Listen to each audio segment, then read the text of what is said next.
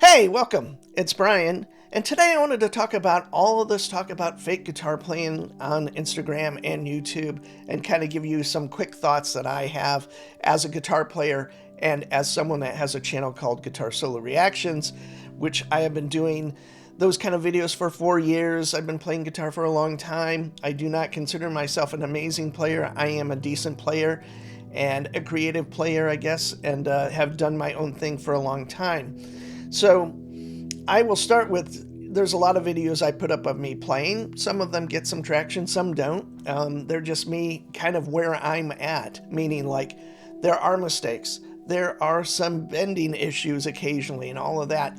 And believe me, I definitely hear that in the comments sometimes. And I'm always kind of like, as someone who watches a lot of guitar content, and I see a player that maybe isn't at their best or maybe they're learning, I always kind of consider that to be where they're at, and they're obviously going to get better or do something different or whatever. So I just kind of accept it at that. And obviously, in the modern time that we live in now, where you can manipulate video, which I was pretty naive to be honest. I have done lots of videos of the guys in Polyphia and like Jason Richardson, all these kind of modern, kind of proggy metal type guitar players that are super technical, fusion players, I guess I might even say.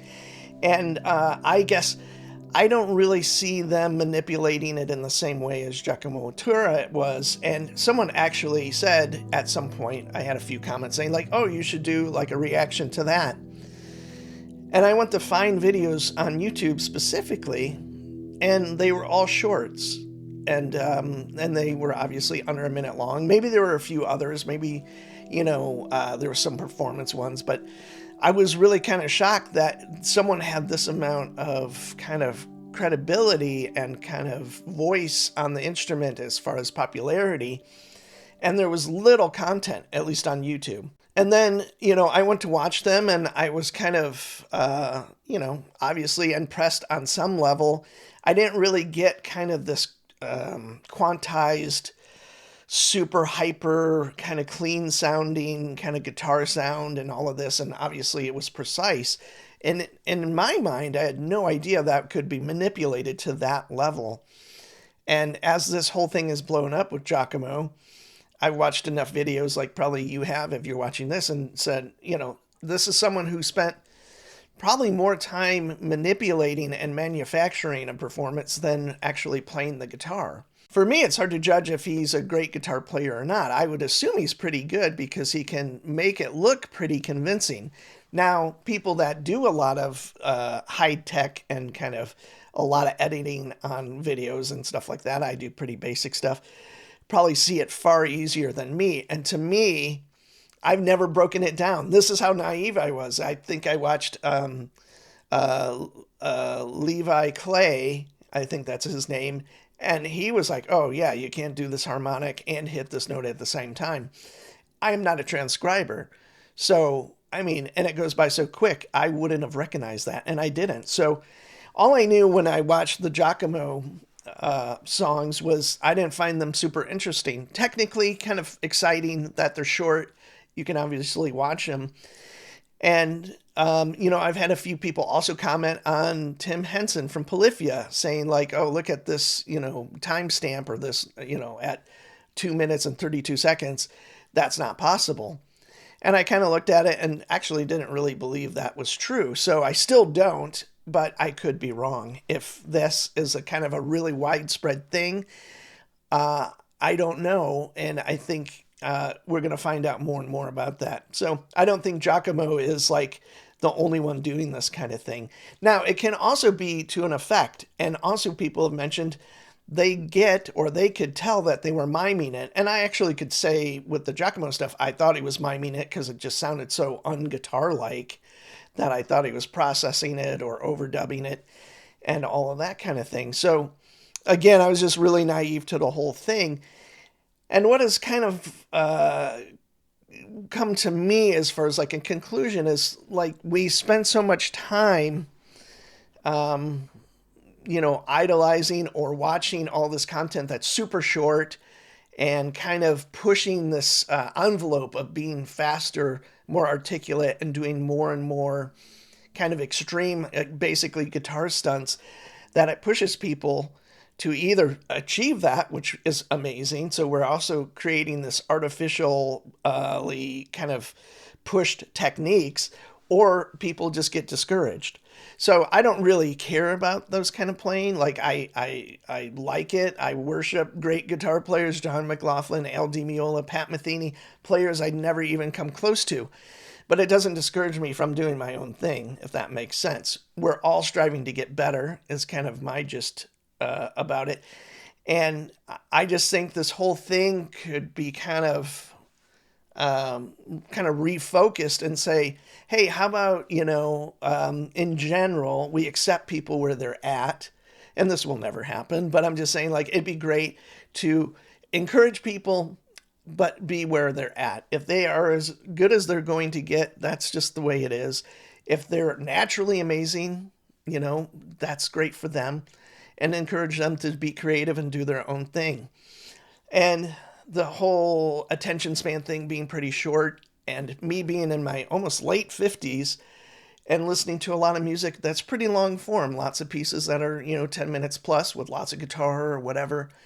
And I see people refocusing on guitar recently in the last like 5 or 6 years in a different way with all these modern players, whether it's, the guys in Polyphia again, or Jason Richardson, Marcin, all of these kind of fingerstyle guys that are really amazing and becoming better players because of it. It's inspiring. But on the other hand, I think there's room for everybody to do their own thing. And I guess if you're spending so much time to manipulate your performance to impress people, that's pretty sad. And I think we can all agree on that if you are doing all of this and to just, it does pay off. He's got a ton of followers on Instagram. He had guitar deals, but now he doesn't. So I'm not sure what that teaches the average player, but I don't think, for someone like me, obviously, I'm not going to put that time into trying to figure out, that incredible amount of kind of editing technique and all of it would take to make stuff look better. It's pointless, because some of my favorite players, and maybe yours, are players from the 70s, 80s, 90s. Even now, I've seen lots of Polyphia videos where, to me, they're playing live and it sounds really great. Is it perfect? No. And that is kind of what we're getting at here. It's this kind of weird trying to achieve perfection or super hyper speeds, and a lot of players can do it. But, as we know, whether it's John Petrucci or, Al Di Meola, occasionally they even hit a bad note. And, insert your favorite guitar player there. But that's the kind of human aspect of playing an instrument with your fingers, and the basically emotions and psychological kind of energy that goes into performing stuff at that high level. So I guess in summation, I don't really have anything new to add, except I was so naive to this that it just kind of baffles me that someone would spend so much time to kind of cultivate this thing when he seems like he probably has guitar technique that he could be doing his own thing. And where did it go awry for him? Where did he go like, I need to basically get out all of this content and kind of keep going? And this is kind of what YouTube does as well. It kind of forces you to really do more and more and more, as I know kind of directly, to grow your channel, or your channel dies. So maybe that's the thing. Maybe there's a little bit of money behind it, the notoriety. And then now we find out him playing live, he is not that good. He's a decent player, but he's not doing all of these extended solo techniques that you would see in these videos. So again, I haven't really watched anything about him except indirectly through all of the videos that have come out recently. So again, my thoughts are like, hey, let's just let everybody be where they're at and kind of go from there. If you're great, you're great. And to be honest, just because you have a lot of technique And I love players with a lot of technique. Doesn't necessarily mean I'm going to like what you're doing, but I'm not going to disregard the effort and the work that went in to do that. And I would say the same for the most basic kind of like roots guitar players, whether it's like kind of blues or rock or classic rock players. If that's not your thing because there's not enough technique in it, you're kind of missing the point, I think. And so I think as a collective of group, of guitar players from all these different age groups, different experiences, different kind of genres of music, there's just so much out there, and there's so many things that are rewarding as well as the having tons of technique and the accolades that come along with that are probably fleeting, to be honest. So those are my thoughts. I don't know anything really about Giacomo except what has been said, and the fewer videos I watched, like I said, I did not enjoy those so much. I mean, I thought he seemed like a great player, but I never ever thought those were completely manipulated and stolen on top of that. That's the other element, that he's stealing other people's work. And everybody can be influenced by a player for sure, and a group and all of that, and kind of pull from it. I definitely do. But to directly copy something and call it your own is just, it's just a road to nowhere. And he has found that out directly because of all of that.